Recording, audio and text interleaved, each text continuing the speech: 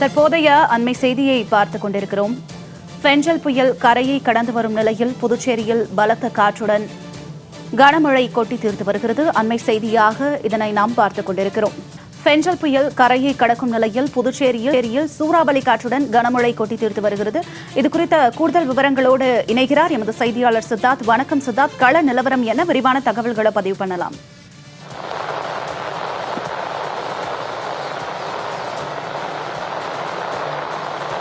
நேற்று மதியம் இந்த வங்கக்கடலில் பெங்கல் புயலானது உருவானது. இந்த புயல் உருவாவதை அடுத்து தமிழக கடலோர பகுதிகள், புதுச்சேரி மற்றும் காரைக்கால் பகுதிகளில் பலத்த காற்றுடன் கனமழை பெய்யக்கூடும் என சென்னை வானிலை ஆய்வு மையம் தெரிவித்திருந்தது. அதே போல் யாரும் அத்தியாவசிய தேவையின்றி வெளியே வர வேண்டாம். அதே போல் படகுகளை அந்தந்த துறைமுகத்தில் மீனவர்கள் பத்திரமா நிறுத்தி வைக்கும் உள்ளிட்ட அறிவுரையெல்லாம் வழங்கப்பட்டது. இந்த நிலையில் இந்த பெங்கல் புயலானது இன்று 8 மணி அளவில் இந்த கரையை கடக்க துவங்கியுள்ளது. காலை முதலே புதுச்சேரியில் மழையானது பெய்து வந்த நிலையில் மாலை நேரத்தில் காற்றுடன் இந்த மழையானது தொடர்ந்து பெய்ய துவங்கியது.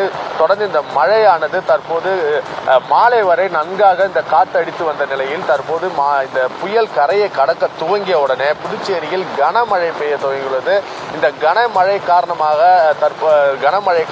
அங்கங்கே மரங்கள் சாய்ந்து விழுவதும், அதே போல் கடற்கரை சாலை, கிழக்கு கடற்கரை சாலை, தாழ்வான பகுதிகளான ரெயின்போ நகர் உள்ளிட்ட பல பகுதிகளில் மழைநீரானது தற்போது தேங்கி நிற்க துவங்கி உள்ளது. அதே போல் தற்போது நாம் நிற்கக்கூடிய இந்த கடற்கரை சாலையில் அதிக மழையானது பெய்து வருகிறது. அதே போல் காற்றடிப்பதும் கிளைகள் முறிந்து விழுவதுமாக இருக்கிறது.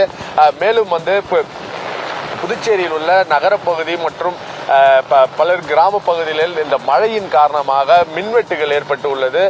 மேலும் இந்த மின்வெட்டுகளை சரி செய்ய மின்துறைக்கு அறிவுறுத்தப்பட்ட போதிலும் தொடர் மழை, இந்த கனமழை காரணமாக இந்த மின்வெட்டுகள் பல பகுதிகளில் ஏற்பட்டுள்ளது.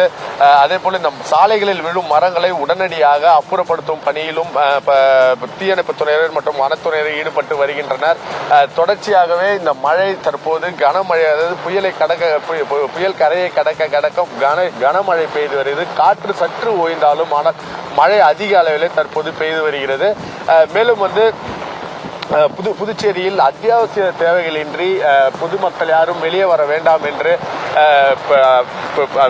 பேரிடர் குழு சார்பில் அந்தந்த புதுச்சேரியில் உள்ள பொதுமக்களுக்கு அவர்கள் செல்போன் எண்ணிற்கு குறுஞ்செய்தியும் அனுப்பப்பட்டு வருகிறது. புயல் கடக்கும் வரை புயல் கடந்து காலை வரை புதுச்சேரி மக்கள் யாரும் வீட்டை விட்டு வெளியே வர வேண்டாம் என்றும் அறிவுறுத்தப்பட்டுள்ள நிலையில் புதுச்சேரியில் தற்போது இந்த புயல் கரையை கடக்க புதுச்சேரியில் கனமழை பெய்து வருகிறது. ஜனனி.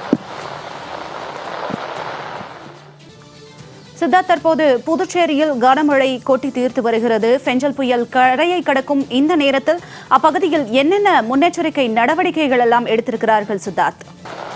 அதாவது புதுச்சேரியில் தாழ்வான பகுதிகளில் இருக்கும் மக்கள் மழைநீர் தேங்கினால் உடனடியாக அந்த மழைநீரை அப்புறப்படுத்தும் பணியில் அரசானது தயார் நிலையில் உள்ளது. குறிப்பாக 60க்கும் மேற்பட்ட மின் மோட்டார்கள் இந்த மழைநீரை வெளியேற்றுவதற்காக தயார் நிலையில் இருக்கிறது. அதே போல் இந்த நகரப்பகுதியில் முக்கிய சாலையான புசி வீதி, இந்த கடற்கரை சாலையிலும் மழைநீரானது தேங்கி உள்ளது.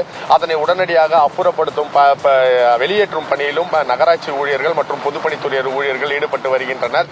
மேலும் இந்த 121 முகாம்கள் இந்த மக்களுக்காக மழையால் மழை புயலால் பாதிக்கப்பட்டு தாழ்வான பகுதியில் இருப்பவர்கள் 121 முகாம்கள் அமைக்கப்பட்டுள்ளது. அவர்களுக்காக அங்கு உணவுகள் அனைத்துமே தயார் நிலையில் வைக்கப்பட்டுள்ளது.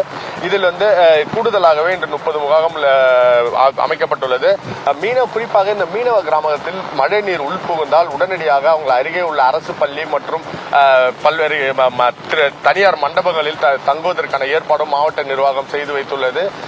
இது மேலும் இந்த புயலை எதிர்கொள்ள அரசு அனைத்து நடவடிக்கை எடுத்து வந்துள்ளதாகவும் இது முன்னெச்சரிக்கை நடவடிக்கைகள் அரசு தீவிரம் காட்டி வருவதாகவும் அரசு தெரிவித்துள்ளது. அதே போல் சுற்றுலா பயணிகள், பொதுமக்கள் அத்தியாவசியமின்றி வெளியே வர வேண்டாம் என்றும் அவரவர்களுக்கு ஏதேனும் அவசர தேவை என்றால் அதற்கான அவசர தேவை எண்கள் கொடுக்கப்பட்டுள்ளது. அதற்கான அவர்கள் உடனடியாக அந்த பேரிடர் எண்ணை தொடர்பு கொண்டு உடனடியாக அவர்களுக்கு தேவையான உதவிகள் செய்யப்படும் என்றும் அரசு சார்பில் தெரிவிக்கப்பட்டுள்ளது.